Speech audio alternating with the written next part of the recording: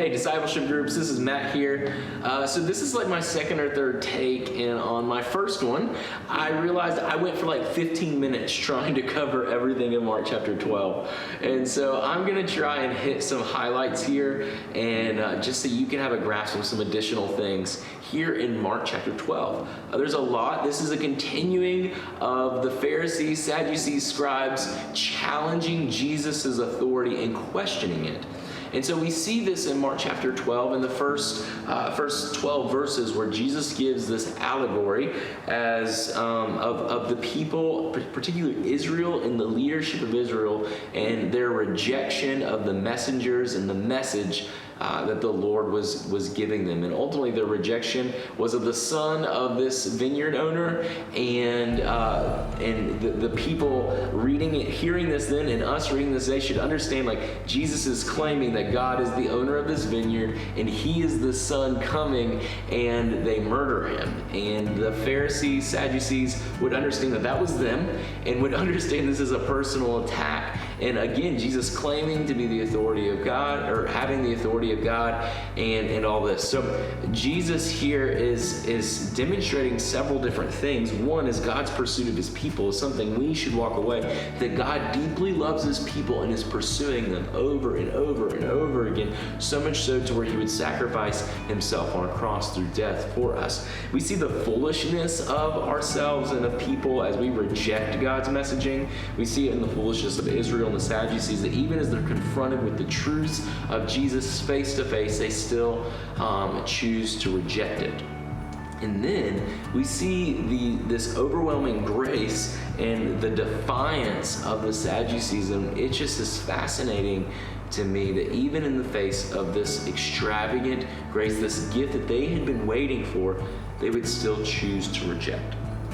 As we go on with thinking of Jesus' authority, the Sadducees and Pharisees were expecting someone to come in power and bring a national restoration of the Jewish people. And Jesus here is offered this question about, hey, who do we pay our taxes to, so to speak? And Jesus is really beginning to confront them and saying, hey, your allegiance, hey, you as a citizen of Rome should do what you're called to do. But that is not what your ultimate allegiance is. Your ultimate allegiance is to King Jesus. And if our allegiance is to King Jesus, all other forms of citizenship takes a secondary role. This is not an excuse to check out of culture. This is not an excuse to check out of the political realm, but it is a reminder that our allegiance is tied to Jesus first, and everything falls under his lordship. Jesus is rejecting the Sadducees' ideas of radical militaristic nationalism, and really he is rejecting that and saying, hey, disciples, you're to be involved here, but you are not of this world. I began to wrestle with this, and I'm like, man, where do these lines cross for us today? You look all through history, and there's this constant tension all through history of the church maybe finding too much of their identity in the political winds of the day. And I just begin to wrestle with this as Jesus spends a lot of this chapter talking about authority, and where is our allegiance under that authority. I just begin to wrestle, are we missing the mark in this in some ways? Where are the ways that we as a church have misaligned our allegiance to Jesus? We continue to see this as Jesus gets this question about heaven, and this question about, are we married in heaven? And then really, do we have sex in heaven would be part of that question. And our commentary does a great job kind of outlining some of that. But the Sadducees, I want to point out something interesting about the Sadducees here. The Sadducees don't have a biblical viewpoint of heaven. They're actually trying to use Mosaic law to corner Jesus here. And the Sadducees have this idea that everything is temporal here now. So if you back that up to the question on, hey, who do we pay our taxes to? The Sadducees were expecting this military leader to come in, provide freedom, because they really only thought that this world was all that matters. They did not believe in the soul carrying on. And so Jesus here is recognizing, hey, they're trying to corner me in something.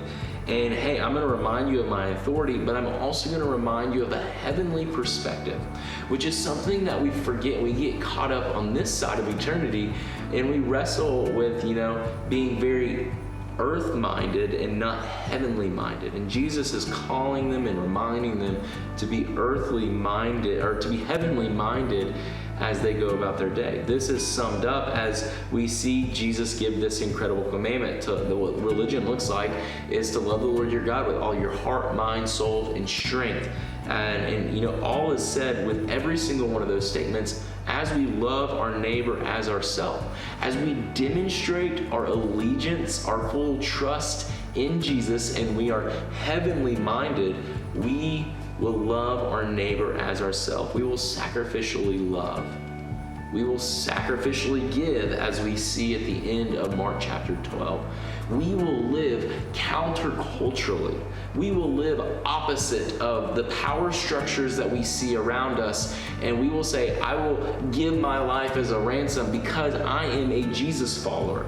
I will willingly leverage my power or surrender my power so that those around me can see Jesus. Do we have this mindset?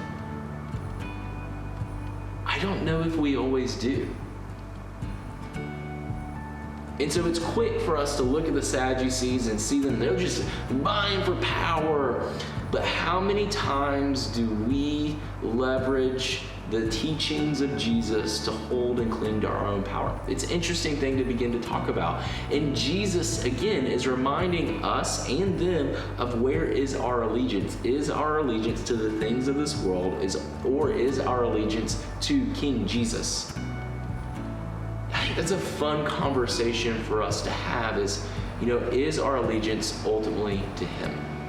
Is our allegiance to this kingdom that He has come to establish?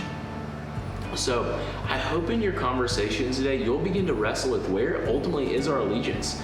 This isn't this is not something to be done in a trivial nature. This is something to wrestle with and to ask the question each and every day, Jesus, does my allegiance belong to you?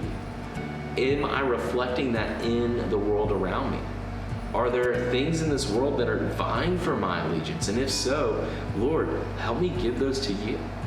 I was recently listening to a podcast where it was interviewing a guy who he's a believer, and he is his specialty is ethics in AI and artificial intelligence. And it was a fascinating conversation about sexual ethics, robotic ethics, things I'd never even thought about. But one of his questions that he really wanted to frame was, where are Christians engaging in the culture in a way that we're challenging in a biblical nature? We are having conversations in a biblical nature of important topics of the day, whether it is important ethical issues in artificial intelligence, whether it's important conversations about sexual ethics, whether it's important economic discussions or racial conversations or political conversations. Are there thinkers? Are there thinkers who are well versed in these things, who are engaging these things from a Christian ethic?